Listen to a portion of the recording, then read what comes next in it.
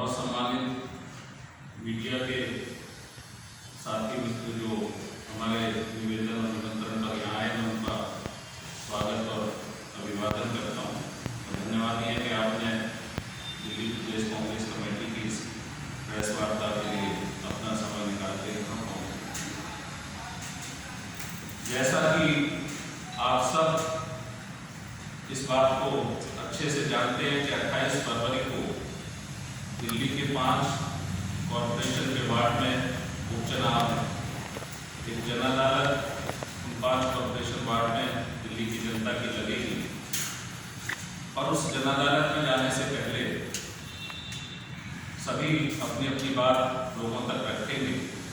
लेकिन क्योंकि जो दिल्ली में जो मुख्य पार्टियां हैं उनमें 2 पार्टियां दिल्ली में सत्ता में है, लगभग 15 वर्ष से बीजेपी की दिल्ली की नगर निगम में शासन और प्रशासन है और साथ ही साथ पिछले लगभग 7 साल से आप पार्टी की सरकार दिल्ली में काम कर रही है। तो जो दिल्ली की मुख्य पार्टियां हैं उनमें से कांग्रेस ही विपक्ष में है और हमारी बात है कि 5 वार्ड की बात एक नई शुरुआत, कांग्रेस का हाथ दिल्ली वासियों के साथ। 28 फरवरी का जो चुनाव है वो ये तो नहीं है कि बहुत बड़ा बदलाव, कोई स्थिति दिल्ली के नगर निगम की बदल जाएगी, कोई मेयर या जिम्मेदार पदों में कोई परिवर्तन आ जाएगा। लेकिन ये बात जरूर है कि हर चुनाव लोकतंत्र में बहुत महत्वपूर्ण होता है और ये चुनाव भी निश्चित तौर पर महत्वपूर्ण है। विपक्ष की भूमिका में होने की वजह से कांग्रेस, दिल्ली की कांग्रेस को सवाल उठाने के और इन दोनों दलों से जवाब देने का अधिकार है। और हम ये मानते हैं कि पिछले जो साल रहे उन सालों में लगातार जब भी जवाबदेही की बात आई, कोई जन अदालत लगी, चाहे लोकसभा के चुनाव पीछे आए, चाहे विधानसभा के चुनाव आए, हमेशा ये दोनों पार्टियां एक नूरा कुश्ती कहीं ना कहीं खेलती नजर आती हैं, ब्लेम गेम एक दूसरे से उठाने लगती हैं। अभी भी पिछले लगभग 1 महीने में दिल्ली की सड़कों पर हजार पोस्टर लग गए, बड़े बड़े होर्डिंग लग गए। एक पार्टी कह रही है, आप पार्टी कह रही है कि बीजेपी भ्रष्टाचार में लिप्त है, बीजेपी की जो निगम में सत्ता है वो भ्रष्टाचार में लिप्त है। उन्होंने कहा कि जो म्युनिसिपल कॉर्पोरेशन है उसमें 2600 करोड़ का घोटाला कहीं ना कहीं उनको नजर आता है। एनडीएमसी और एसडीएमसी के रेंट को लेकर, सिविक सेंटर की बात को लेकर, साथ ही साथ कल एक और आरोप आप पार्टी ने लगाया कि दिल्ली के मेयर जो हैं और दिल्ली म्युनिसिपल कॉर्पोरेशन के जो मेयर साहब हैं उनका घर जो है वो अवैध है। इसी तरह बीजेपी ने भी आरोप लगाया कि दिल्ली जल बोर्ड में आप पार्टी ने 26,000 करोड़ का घोटाला किया। और ये मैं नहीं कह रहा, ये कांग्रेस पार्टी नहीं कह रही। दिल्ली की सड़कों पर आप तो बहुत जागरूक मीडिया के हमारे साथी यहाँ हैं, आप देखेंगे बहुत सारे पोस्टर और पम्फलेट और होर्डिंग्स दिल्ली में सड़कों पर इस बात के नजर आ रहे। हम ये कहना चाहते हैं कि जो अगर आपके पास इनके आधार हैं तो दोनों पार्टियां सत्ता में है अपने अपने तरीके से। केंद्र की सरकार भाजपा की है, उनके पास अपनी जांच की एजेंसियां हैं, वो आरोप जनता में छाप कर और दिल्ली की सड़कों को लगातार पॉल्यूशन करना,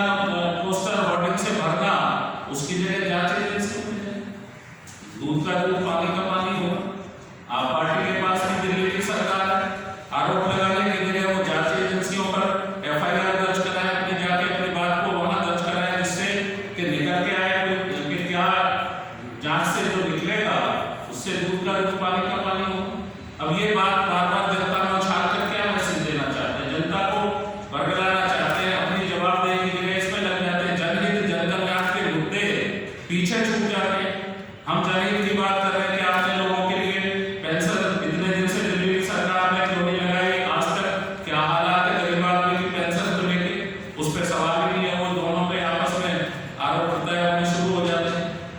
हम 15 साल कांग्रेस का दिल्ली सरकार के शासन रहा। माननीय स्वर्गीय श्रीमती शीला दीक्षित जी दिल्ली की मुख्यमंत्री के रूप में 15 साल सरकार चलाई 1998 से 2013 तक। और हम जिम्मेदारी से कह सकते हैं कि हमारे किसी भी कैबिनेट के पुलिस को, किसी भी कैबिनेट के साथी को, एक भी आदमी को चार्जशीट नहीं हुआ। आपको ये आरोप लगाते थे, हमने कहा आरोपों का स्वागत है, आप जांच करा लेंगे। तो हमारी सरकार में कोई चार्जशीट नहीं हुआ। आज हम ये कहना चाहते हैं कि अगर आप स्वच्छता की बात करते थे, राजनीतिक पारदर्शिता की बात करते थे, जन लोकपाल की बात करते थे, अगर आप आज जन लोकपाल को भूले बैठे, अगर आज जन लोकपाल दिल्ली में होता जिसके लिए 49 दिन में आपने सरकार संयुक्त करने की बात की, आज अगर दिल्ली में जन लोकपाल होता तो कितने लोग आपके भ्रष्टाचार में इस सरकार के बंदों में इसमें गिनती में नहीं आना चाहते। आज उसकी कोई चर्चा नहीं। सिटीजन चार्टर के लिए आप बात नहीं आज करते कि दिल्ली की जनता को किस तरह से हम सुविधाएं मुहैया करा पाए। 15 साल अगर कांग्रेस का शासन रहा, जिसके लिए आपने बहुत प्रेम किए, 15 साल में मैं भी मुख्यमंत्री जी के संसदीय सचिव के रूप में मेरी भी एक भूमिका भागीदारी शासन प्रशासन में रही। हमने दिल्ली जो छोड़ी थी 2013 में, एक स्वच्छ, एक साफ सुथरी, एक हरित दिल्ली। कांग्रेस जब शासन से गई तो दिल्ली की तस्वीर अलग थी। दिल्ली का हर शहरी सर उठा के कह सकता था कि दिल्ली का रहने वाला हूं, दुनिया में उसको बहुत सम्मान मिलता था। दिल्ली का इंफ्रास्ट्रक्चर बदल दिया कांग्रेस की सरकार ने, दिल्ली का रूप रंग बदल दिया कांग्रेस की सरकार ने। अब आप हालात देख लीजिए दिल्ली में, जो दिल्ली का शहरी है आज त्राहिमाम करता है। जो दिल्ली में होना चाहिए था साफ सफाई, क्योंकि कोरोना जैसी महामारी में बहुत ही विडंबना है, बहुत ही दुख है, हम सब उस दुख के सहभागी रहे हैं। 10,000 से ज्यादा लोगों ने दिल्ली में कोरोना में महामारी में अपनी जान गंवाई है।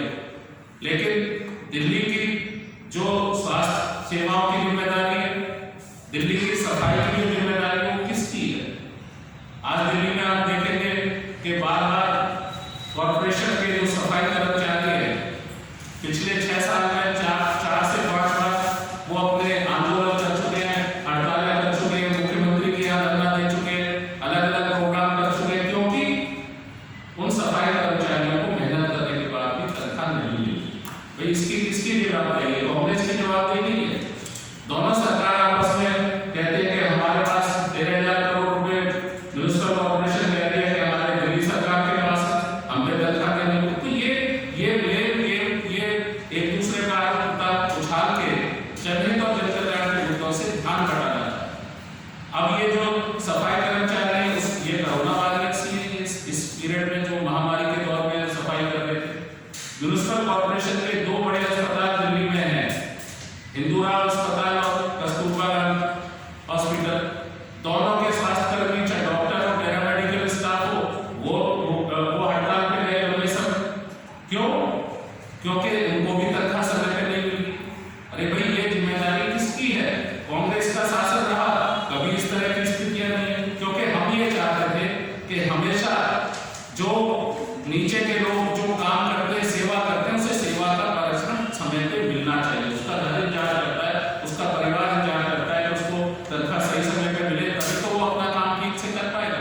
अब वो अपना काम छोड़ के हड़ताल पे रहे तो दिल्ली तो कूड़े के ढेर में तब्दील हो गई। पहले भी इस बात पे दिल्ली के हमारे अध्यक्ष महोदय ने, नील चौधरी जी ने अपनी बात रखी थी कि दिल्ली पूरा कूड़ाघर बन के रह गई। इतनी सुंदर और स्वच्छ दिल्ली थी, इतनी हरित दिल्ली थी, आज क्या हाल है दिल्ली? संक्रमण भी बढ़ा है, कूड़े के ढेर भी बढ़े, ये दिल्ली के हालात। और जिम्मेदार कौन है? हम इनसे पूछना चाहते हैं कि ये ब्लेम गेम छोड़कर ये अपनी जिम्मेदारी या जवाबदेही तय करें। दिल्ली का शहर क्या चाहता है? दिल्ली एक जीवंत शहर है। दिल्ली एक ऐसा शहर है जिसमें एक जगह से दूसरी जगह जाने के लिए महानगर के साथ साथ ये एक नेशनल कैपिटल है, राष्ट्रीय राजधानी है। बहुत सारे ऑफिसेज यहाँ हैं, सरकार के ऑफिसेज भी यहाँ हैं, प्राइवेट सेक्टर की बड़ी बड़ी कंपनियों के ऑफिसेज यहाँ हैं। दिल्ली के अपने सिस्टम और दिल्ली के अपने काम करने वालों के रोजगार यहाँ पे तो दिल्ली में लाखों लोग रोज पब्लिक ट्रांसपोर्ट से, जिसको कांग्रेस के शासन में, श्रीमती शीला दीक्षित जी के शासन में सीएनजी और स्वच्छ फ्यूल पे लाया गया था, उससे सफर करते हैं, दिल्ली की मेट्रो से सफर करते हैं। उसके अलावा लेकिन बहुत सारे लोग अपनी मोटर बाइक या स्कूटर या अपनी कार से भी सफर करते हैं। अब वो जो डीजल और पेट्रोल है वो कहाँ पहुंचा दिया है सरकार ने? जब कांग्रेस की केंद्र में सरकार थी तो ये रोज कहते थे डीजल और पेट्रोल के भाव बहुत बढ़ गए हैं, सरकार निकम नहीं है। अब ये डबल इंजन की जो दिल्ली की सरकार है, मैं कहना चाहूंगा, आप सबके माध्यम से पूछना चाहते हैं कि जो आज पेट्रोल और डीजल के रेट के हालात है, जबकि क्रूड ऑयल इंटरनेशनल मार्केट में सस्ता है, तो भाई क्यों इतने रेट बढ़े हैं? कहीं ना कहीं जिम्मेदारी किसकी है? ना आपने एक्साइज कम किया है, ना दिल्ली वालों ने वैट कम किया है। दिल्ली के लोगों पर, दिल्ली के नागरिकों पर ये महंगाई थोपी जा रही है। तो हम कहना चाहते हैं कि ये जो सरकार है, ये सरकार वोट मांगने में दोनों आते हैं, एक दूसरे पर अपने ब्लेम गेम के माध्यम से राजनीति चमकाने की कोशिश करते हैं, पर हम इनसे एक अकाउंटेबिलिटी चाहते हैं, जवाबदेही चाहते हैं। ये पूछना चाहते हैं कि क्या दिल्ली का शहरी इन 5 वार्डों के जो चुनाव होंगे, ऐसे लोगों को, ऐसी पार्टी को वोट करेगा जो सिर्फ वोट की खातिर, राजनीति की खातिर एक दूसरे पर आरोप प्रत्यारोप करके अपने पल्ला ढांढ लेते हैं। कांग्रेस ने हमेशा जन कल्याण के काम दिल्ली में किए। आज वो पेंशनधारी जिनको हमने कांग्रेस के शासन में पेंशन लगाई थी, सालों से उनको पेंशन नहीं मिलती। एक भी राशन कार्ड नया नहीं बना दिल्ली। क्या चाहिए? सुविधा क्या चाहिए? सरकार, शासन, प्रशासन से किसी कॉमन आदमी को, किसी आदमी को, आम शहरी को क्या चाहिए? ये बहुत बड़ा सवाल खड़ा होता है। तो हम ये कहना चाहते हैं कि ये 5 जो चुनाव हैं महत्वपूर्ण हैं। हम आपके माध्यम से जवाबदेही चाहते हैं और ये भी सुनिश्चित करना चाहते हैं कि ब्लेम गेम छोड़कर, अगर आपके आरोपों में एक दूसरे पर लग रहे करोड़ों रुपए के भ्रष्टाचार के आरोप अगर आप मानते हैं कि आपके पास, ठीक है, तो आप जांच एजेंसियों को FIR लॉन्च करा के सौंपें, जिससे दूध का दूध और पानी का पानी हो सके, दिल्ली की जनता को पता लग सके कि भ्रष्ट और भ्रष्टाचारी पार्टियां कौन सी। ये हमारा आपके माध्यम से कहना है। मेरे साथ श्री रमेश अग्रवाल जी, जो हमारे नई दिल्ली क्षेत्र से विधानसभा क्षेत्र के उम्मीदवार रहे गत इलेक्शन में, श्री अरविंद केजरीवाल जी के खिलाफ जो कांग्रेस के प्रत्याशी के रूप में इन्होंने चुनाव लड़ा था, जो नई दिल्ली नगर पालिका का कार्य क्षेत्र है, नगर निगम से अलग रखके, उसमें भी बहुत सारे दुख और तकलीफें और दर्द जनता महसूस कर रही है। बड़ी संख्या में वाल्मीकि लोग वहाँ रहते हैं, जिनसे बहुत बड़े बड़े वायदे अरविंद केजरीवाल जी ने अपने विधायक के तौर पर भी किए थे। उसके बारे में आपसे चर्चा करेंगे। मैं निवेदन करूंगा श्री रमेश अग्रवाल जी से कि वो अपनी बात रखें। सर, इस चेयर पे आ जाए प्लीज।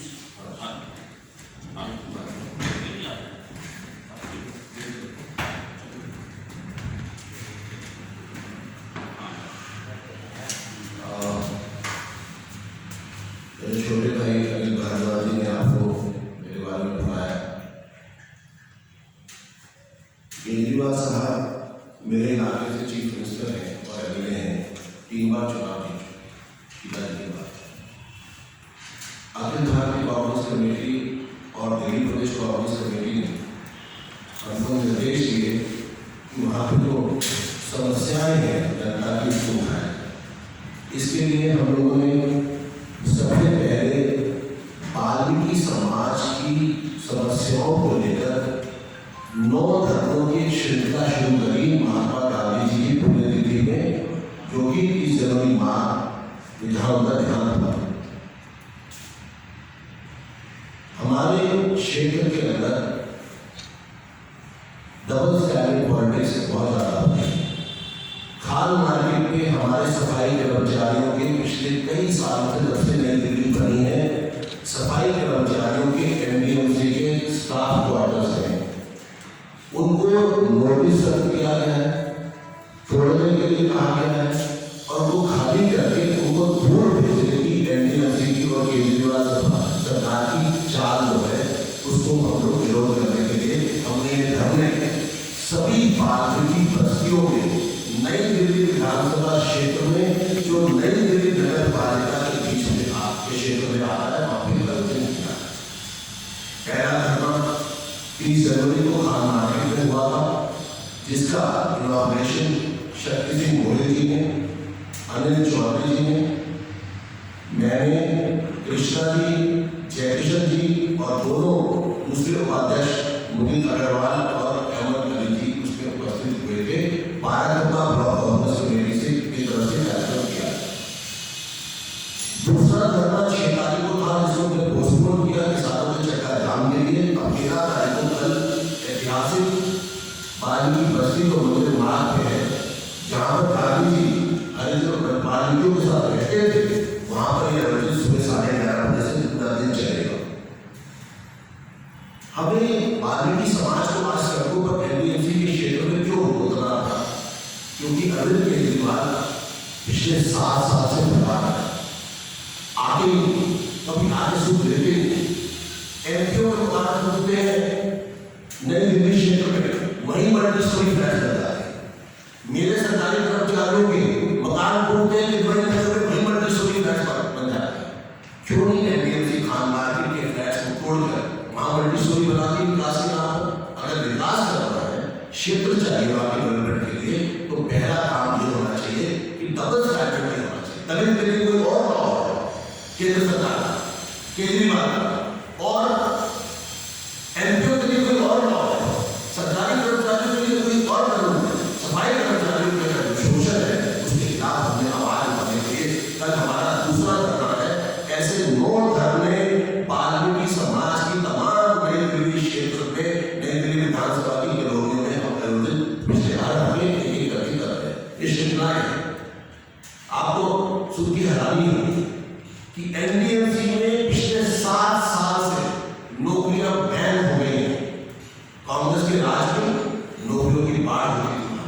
हमारे सफाई कर्मचारियों की नौकरियां, सभी तरह की नौकरियां 7 साल से जब से केजरीवाल उस क्षेत्र से विधायक बनकर आया है और जब से बीजेपी की सरकार केंद्र में बैठी है, क्योंकि मेरा जो क्षेत्र है एनडीएमसी का, आपको मालूम है कि वो सेंट्रल गवर्नमेंट के अंदर आता है और एलजी के अंदर आता है। जो विधायक है, जो एमपी है, 7 साल से नौकरियां बैन है, उसको बुलवाने के लिए हम संघर्ष कर रहे हैं। टीएमआर, आरआर, परमानेंट अपने मकान खाली हमारे सफाई कर्मचारियों को हो रहे हैं। इन तमाम मांगों को लेकर दिल्ली प्रदेश कांग्रेस कमेटी के नेतृत्व में नई दिल्ली विधानसभा क्षेत्र की चारों ब्लॉक कांग्रेस कमेटी गोल मार्केट, बारागंगा, सरोजिनी नगर और लोधी रोड मिलकर ये सारे आयोजन कर रहे हैं। ये एक सीरीज है, इसके बाद दूसरी सीरीज किसी और इशू को लेकर हम शुरू करेंगे, फिर तीसरी सीरीज शुरू करेंगे, वो हम बाद में बात करेंगे। कल माननीय मेरे जो अध्यक्ष है दिल्ली कांग्रेस के, अनिल भारद्वाज जी, कृष्णा जी, जयकिशन जी, डॉक्टर नरेंद्रनाथ, शक्ति सिंह गोयल जी और जो मेरे उपाध्यक्ष है रमाकांत गोस्वामी, कुछ लोगों को हमने इन्वाइट किया है धरने में आगे बैठने के लिए। मेरा आपसे निवेदन है कि दलित है, इनकी मांग, भारत के दिल में इनका शोषण हो रहा है। कांग्रेस पार्टी हमेशा इनके साथ खड़ी रही है।